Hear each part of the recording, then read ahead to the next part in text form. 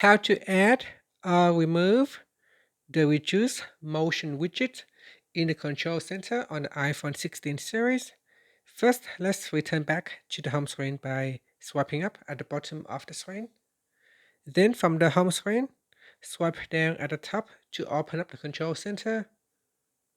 Now in here, tap on the Add button at the top.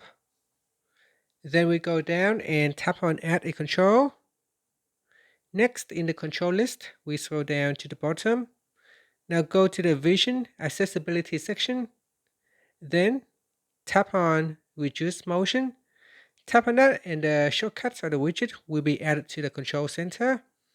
Then tap anywhere on the screen to close the edit mode or swipe up to close it and return back to the home screen. Now to turn on Reduce Motion, you can open up the control center, then tap on it to turn on or switch it off. And to remove the widget, just tap on the Add button at the top corner.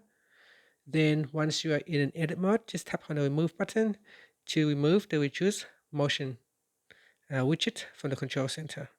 And that's it. Thank you for watching this video. Please like and subscribe to my channel for more videos.